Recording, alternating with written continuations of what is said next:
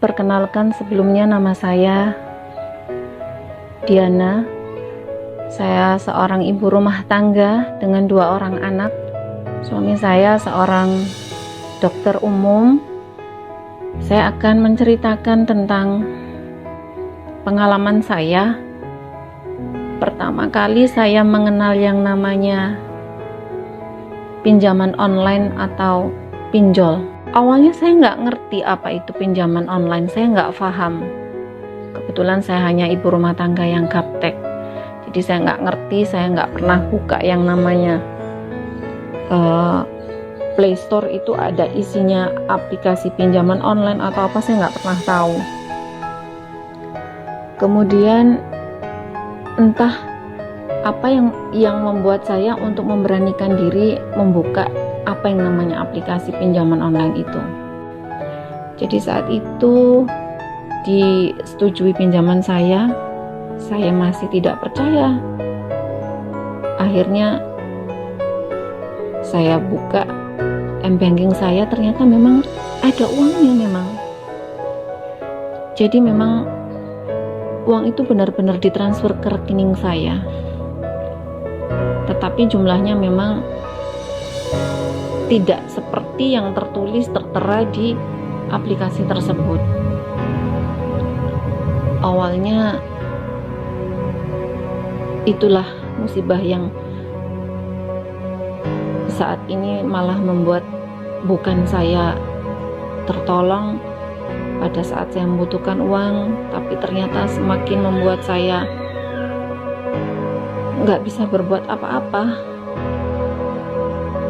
Jadi setelah dapat pinjaman itu, saya berpikir lagi bagaimana nanti saya harus mengembalikannya. Dengan pinjaman jangka waktu yang hanya 7 hari, saya harus berpikir lagi bagaimana nantinya saya harus mengembalikan uang ini ya.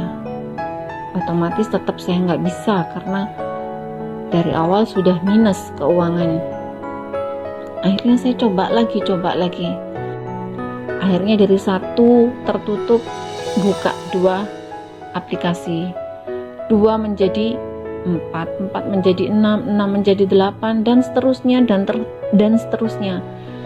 Sampai pada akhirnya tanpa saya sadari, ketika sudah mulai gelisah, saya tidak bisa untuk menyelesaikan semua ini, mungkin Allah telah memberikan teguran pada saya saat itu. Anak saya yang laki-laki mengalami kecelakaan, ditabrak mobil dan mobilnya melarikan diri. Ya alhamdulillah, Allah masih kasih selamat anak saya. Hanya mengalami luka-luka, sepeda motor sempat rusak lumayan parah. Tapi saya masih belum sadar kalau mungkin Allah telah menegurnya melalui jalan itu. Dan setelah anak saya yang laki-laki mengalami kecelakaan, anak saya yang kecil selama 2 bulan berturut-turut itu sakit nggak kunjung membaik. Tetapi hasil pemeriksaan laboratorium semuanya normal. Tidak ada yang salah dengan anak saya. Hanya saja anak saya ini entah demam tinggi, bahkan sampai suhu tubuhnya mencapai 40. Tapi tidak ketahuan sakitnya apa. Berobat sampai ke dokter spesialis pun tidak membuahkan hasil. 2 bulan saya harus mengeluarkan biaya untuk berobat anak saya. Cuman hanya sekedar untuk menurunkan panasnya, mengurangi batuknya. Tapi tetap selama 2 bulan itu, bahkan terakhir anak saya sempat masuk rumah sakit. Itu pun hanya karena ada infeksi di saluran kencingnya. Dan sejak itu anak saya tidak pernah mau bicara lagi. Sepertinya dia tahu apa yang sedang dialami oleh ibunya. Karena memang saya gelisah sepanjang hari memikirkan hutang-hutang saya, karena saya sudah sepertinya tidak sanggup untuk membayarnya. Dan pada suatu ketika saya coba bicara dengan anak saya yang perempuan ini. Dek, Mama takut mau bicara sama Papa, Dek. Mama punya hutang banyak, Dek. Dan jawaban anak saya sangat membuat saya sadar bahwa Allah telah menegur saya. Jawaban anak saya, maaf Mama, aku nggak bisa bantu, aku nggak punya uang. Mama bicara aja sama Papa.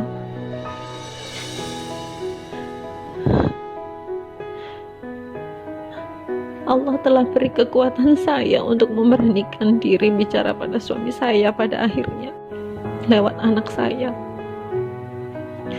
Selepas sholat duha, saya coba beranikan diri untuk bicara ke suami saya.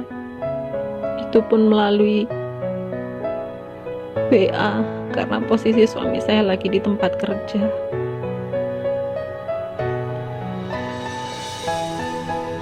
Alhamdulillah, saya sangat bersyukur Allah memberikan suami yang sangat bijaksana dan sangat pengertian. Setelah saya ceritakan semuanya, suami saya cuma tanya berapa. Yang saya pikir suami saya akan marah ketika saya ceritakan. Dan ketika saya sampaikan bahwa hutang saya di pinjaman online itu termasuk hutang di tempat lain, angkanya hampir 80 juta. Suami saya hanya bisa beristighfar, memohon ampun, karena tidak bisa melindungi saya dari jerat hutang riba. Seminggu awal setelah saya cerita sama suami saya, gelisah pasti, was-was, cemas karena mendapat teror dari pinjaman online, termasuk telepon makian-makian yang sangat tidak pantas. Bahkan ketika suami saya menerima kiriman WA dari adiknya, foto saya yang sudah disebar dengan caption pencuri online, suami saya banyak istighfar, banyak menangis karena tidak bisa melindungi saya. Akhirnya kita putuskan untuk menjual aset yang kita punya. Jadi beberapa aplikasi kita bisa tutup, kita coba tutup untuk yang aplikasi legal dulu. Untuk yang ilegal sudah pasti karena adanya keterlambatan denda yang semakin hari semakin besar, dan kami pun merasa tidak akan sanggup untuk membayarnya. Kita hanya selalu berdoa dan minta kepada Allah kita diberikan kemudahan untuk lepas dari riba ini.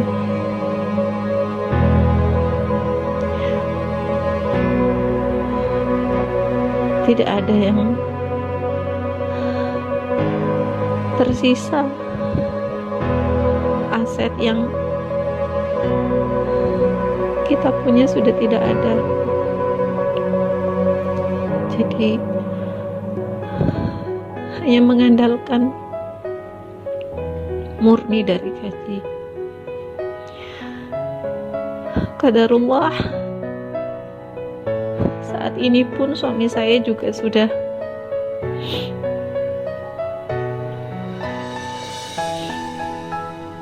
tidak lagi menjabat.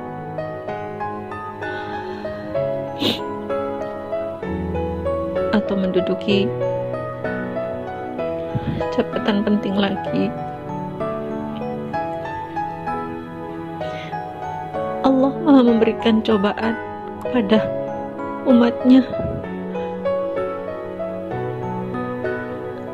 karena Allah ingin tahu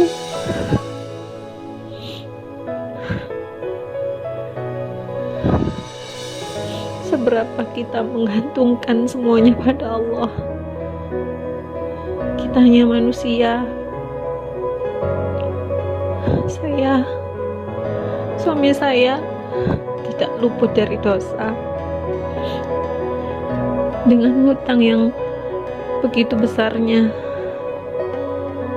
hidup di bawah teror ancaman dari pinjaman online setiap hari, setiap waktu, setiap detik, sungguh membuat kehidupan kami tidak nyaman. Tapi kami pasrahkan semuanya pada Allah.